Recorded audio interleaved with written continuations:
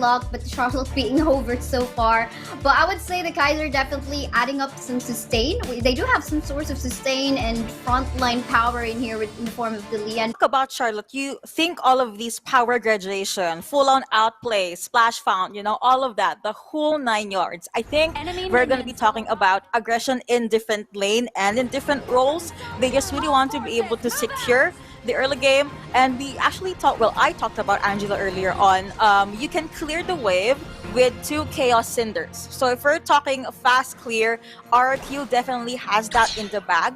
But when we're talking about late game, Arlie is still one of the best farm laners out there. And I think Boom Esports is drafting around Soshi's hero. Sure, why not? They definitely would want to have that protect the queen composition for the Arlie, so sure, why not? But surprisingly though, we're not seeing an invade in this early game time. Even given the lineup of Boom Esports in here having a lot of good early frontliners like that of the DMco as well as the Kaiser. So everyone's pretty chill in here and waiting for probably they're just gonna wait for that level 4 for their junglers to hit. It's the usual thing, just get those ultimate, like what you did say, get the level 4 before you started with something crazy. Now, Kaiser has been picked up by Boom Esports. Here, I want to talk about the combo, Blade Tempest and Invisible Warrior. It's a lot of range and a lot of consistent damage that maybe they can use to possibly wither down Gia's life. That's going to be also Piers connecting onto one. But hey, it's an Angela in the early game. They're going to be A-okay. But someone that's not okay is actually Jester. Does have the ult connecting onto one, but that's going to be G being taken down, actually being focused down rather by Gia. But so far, Bai is A-okay.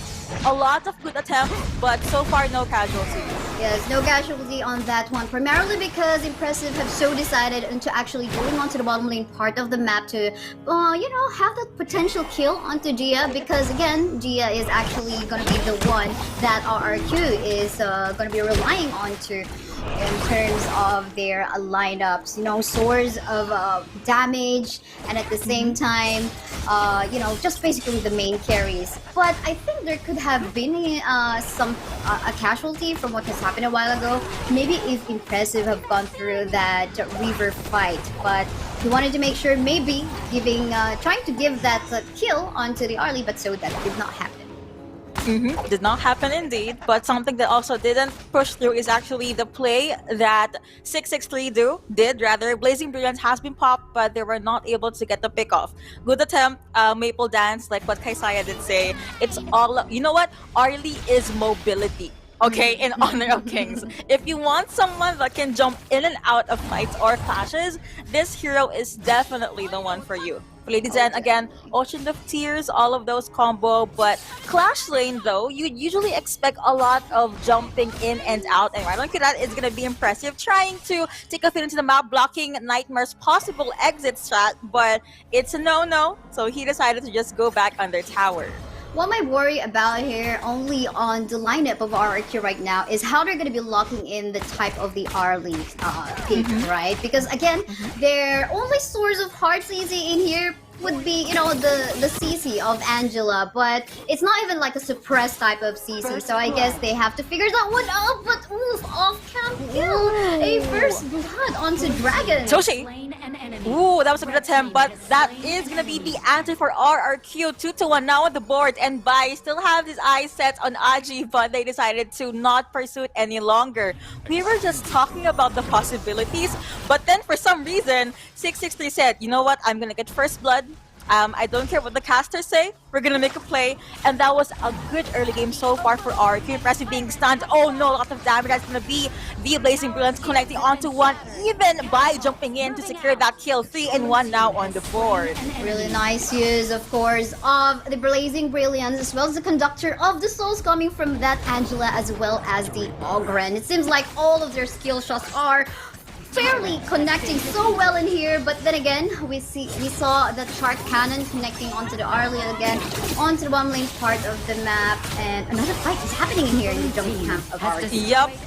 That is indeed ultimately being popped by Nightmare. Miki trying to go up in, but actually Angela got the kill onto Dragon again. Look at the combo that's been knocked back connecting, and looks like that's going to be the kill or the answer for Boom Esports. They are trying their best to even things out now. Ode is available for Jester, but I think after that little skirmish, they're going to have to let it go. Scorching Barrage being popped there as well, and Blazing Brilliance just to make sure that the wave is nowhere near the tower, mid lane tower for RRQ. Oh, we just finished that early game. We just came onto the mid game and we saw the tower already going down on the bottom lane part of the map, and that is not looking good for the Arlie. Arlie definitely power spikes somehow mid and to the late, but given the number of kills that RRQ already has in this early game time, early to mid game time, I think there is definitely needs some catching up. Definitely, Boom Esports cannot die anymore, cannot offer their souls anymore onto RRQ because that will stop them from wanting to get the power spike. But look at this, look at the push coming from RRQ. It's just too much of a pressure from Boom Esports. Pressure is definitely the word for it. See, Charlotte can't really try Slash and Power Graduation, Nightmare or Gia here because of the pressure and the power that they have, but at least Comms is still on point. When there is a play at the Clash lane, you do something in the farm lane. Toshi and Impressive was able to get the push, but RRQ got first dibs on the objective. To be honest, I was expecting more zoning capabilities in here from the lineup of Boom Esports, but that is not happening. We are not seeing that happen as of yet. It is more an RRQ going for that space being created in order to take objectives tower or the epic monsters that we have. But so far in here, even though there's actually some more CC coming from the side of Team Boom Esports, it seems like for RRQ, okay, we don't really need to create some anti-CC item at this point in time because it seems like with the early advantage that they got, they want to lean on more onto damage. They definitely want that damage. Oh, that's gonna be Frozen connecting onto one. That's good pressure coming in from Agi as well, but looks like Impressive. They tried to make a play there, but it did not push through. Instead, to be the 2K going over to Agi. Kaiser with all of those very good Invisible Warrior at the same time. Boom Esports not gonna stop anytime soon. By in the middle of everything, guys try to go to shot down. Gold is definitely secured. Impressive. 1v3 on the Liam Poe. That's something you do not want, and instead, Bai gets that double kill. He backed that 2K. 7 for now on the board with roughly a 1.6k gold lead in favor of RRQ. HP regions here and there coming from the Ogran, add more from the Alain and the Dolia heals as well. That was not looking good.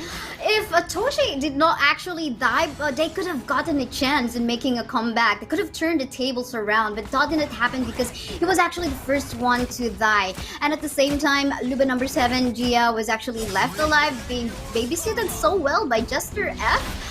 Just able to free hit, and of course with some sort of anti-tank HP based damage, definitely impressive, as well as AJ6 will having a hard time in actually catching up on the damage coming off from Luba number 7. Man, Sigda, it's a lot of these micro things making it a macro thing here in Honor of Kings. Definitely it is making a difference, but for now, no fights, no pickups. I think they had enough. Okay, they tried to start a lot of fights and clashes, and they will try to make things work this time around. Again, from the 1.6k, it's now roughly a 2k gold lead in favor of RRQ. I noticed that they are the ones trying to make a play first, and let's see if they are good enough. As our panel host did say, President does jump in, connecting onto number 2, the Blazing Brilliance, connecting onto 2, onto 3, but Lady Sun gets a kill onto Angela, and still the back line, you have 663, no longer there rather, but Gia taking in so much damage in the front and up the back. Actually, Miki did try to dive the back line, not going well, but something that's going well is actually going over to Toshi, was able to pop in with the Autumn Storm, gets a few kills. Now, Boom Esports, I think it's safe to say, they do get that luxury of jumping in and out of the fight, but killing spree being secured by Crucial healing going over to Jester with that wave breaker. Wonder if this is done. Okay, they're gonna be separating ways for now. I'm actually happy that Toshi was actually able to catch up on that team fight, because a while ago we saw him coming from the top lane and he had to catch up on that fight. The rest of the members of Boom Esports was already actually on standby in the bushes, just waiting on potential team fight that could happen, and that did so happen, making Toshi catch up on that particular fight. Fortunately, he did, but I guess he went a little too aggressive in that fight, just dashing in, just trying to go for the potential kill and not even respecting the HP regen that the Ogron has as well. And of course, the damage and the lead that so far Luba number 7 has up against him. I like how you talked about sustained health and everything, because this Kaiser is crazy. As even jumping coming in from Boom Esports again, but of course you have the power graduation, but the kill does go over to Gia. Crucial crack control going over to Bai, and looks like Boom Esports forced to take a step back. The Clash laner is down. They do not want any more casualty. You do not definitely want any more casualties, but we've seen here both of the teams are already going for that objective. With RRQ going for this Shadow Tyrant, definitely they will have the advantage on, looking for team fights, and that is something that they might be looking for, but that's not what, or at least if Boom Esports will actually decide on that. But for Boom Esports, I like what Toshi is actually doing in here, trying to catch up in terms of the farm that he needs to match up against the damage coming from Luba number 7. So this is something, they're just trying to split something around in the map, and looks like there's a Sandris game that is about to happen. Ooh, Nightmare might experience a nightmare here, but that will be Blazing Brilliance again. Looks like 663 is A-okay, but someone that's not okay might just be Boom Esports. They jump in, but they answer back. Migi so tanky, getting all of those kills. But actually Toshi with the kite connecting, he gets that 2K. But now Dragon is also pretty much safe. But Toshi with that Arlie, Autumn Storm, Maple Dance, they are definitely dancing around this game number 1, enabled by Dragon's Ocean of Tears and Destructive Deluge.